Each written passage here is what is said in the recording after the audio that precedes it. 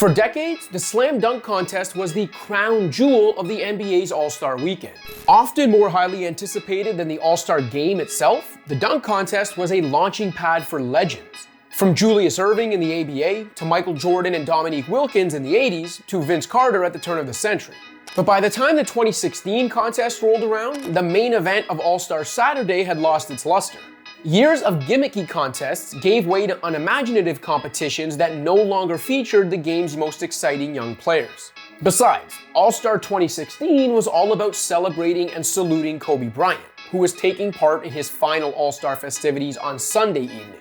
Unbeknownst to everyone, however, LaVine and Aaron Gordon were about to steal the show in Toronto.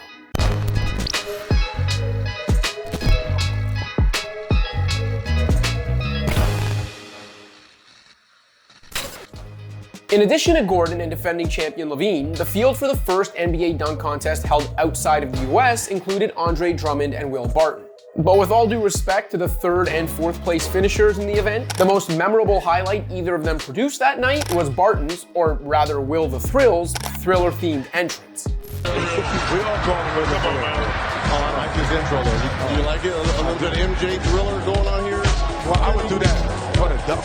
I don't know. Is this a Thriller? Oh, yeah, look, he's moonwalking out here. Okay. Will the Thrill, baby. Gordon's dapper entrance couldn't compare, and his opening dunk still left something to be desired, with LaVine's perfect opener indicating he might cruise to a repeat title.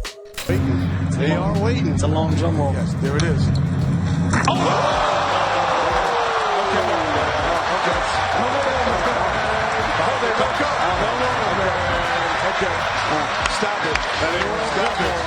But after a couple more underwhelming showings from Barton and Drummond, with Drummond failing to capitalize on Steve Nash's help in front of the Canadian crowd, Gordon booked his spot in the final with an assist from Stuff the Magic Dragon. And that final is when Stuff, no pun intended, truly hit the fan. At first glance, the realization that Gordon would once again utilize Orlando's mascot for his first dunk of the final was met with eye rolls and groans, until Stuff started spinning and Gordon took flight. This is real.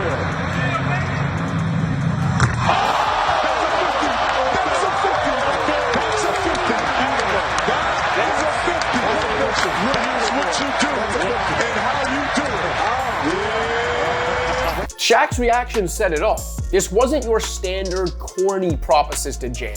Gordon had thrown down a legitimate classic, and suddenly, the Toronto crowd, millions watching on TV, and LaVine himself knew he had a real fight on his hands.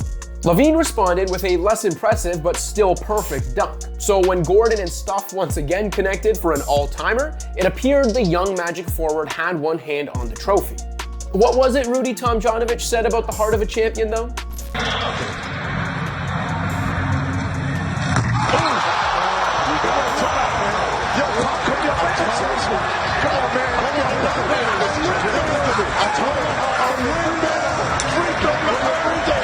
After years of dunk contest participants trying and failing to throw down free throw line jams in the mold of Jordan or Irving, with many jumping well in front of the charity stripe, even after putting tape down to mark where they'd be taking off from, LaVine completed a windmill dunk from the free throw line in his last dunk of the final, needing a perfect score to force a dunk off.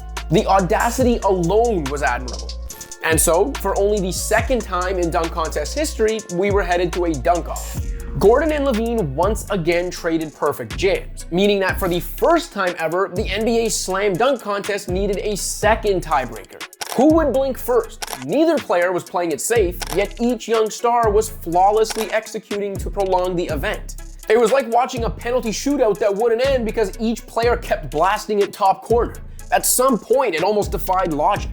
Even the judges felt the magnitude of the moment. The opening for LaVine would come when Gordon abandoned his plans for a dunk that included him throwing the ball off the shot clock, and instead threw down a more conservative yet still thunderous two-hand reverse that only earned a 47 from the judges. If LaVine had another perfect dunk in him, the title would once again be his, making him the fourth dunker in history to repeat as champion.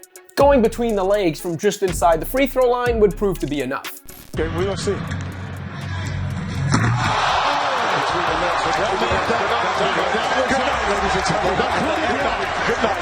Good night. I think he's That wasn't free throw line, though.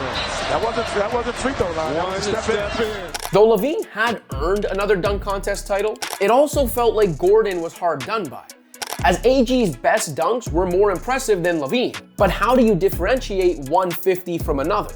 It wouldn't be the last of Gordon's dunk contest disappointments either, as he finished last place the following year in 2017 and was then robbed by Dwayne Wade's judgment in a 2020 edition that also went to 2 tiebreakers. Taco Fall, who is 7'5". You dunk over Taco, you win. Yeah, You win. You win. He's 7'5". What's taking so long, man? This is easy, right? Well, they're all looking at each other's scores, too. Man, this is easy. Oh, my goodness. Oh, that ain't right. That ain't right, man. Come on, man. This ain't right. Boo! Are you kidding me, man? Boo! Boo! This ain't right, man. Boo! This ain't right. Through the first 39 dunk contests spanning both the NBA and ABA, a double tiebreaker has only been needed twice. Aaron Gordon was the runner-up in both. What might have been had Gordon taken a chance with that off-the-shot clock dunk we never got to see in 2016. In any event, while he may not have a title to show for it, Gordon's name will always be connected to what will be remembered as arguably the greatest dunk contest ever.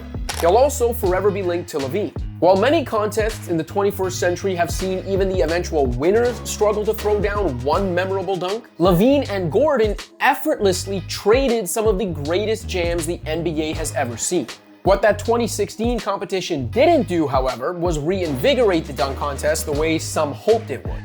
More than a half-decade later, the league still struggles to attract top-tier young talent. And while the lesser names who do take part throw down the odd great dunk here and there, they're no match for what LaVine, Gordon, and Stuff the Magic Dragon did on that cold February night in Toronto. Thanks for watching. If you liked this video and want to see more content like this, be sure to hit that subscribe button.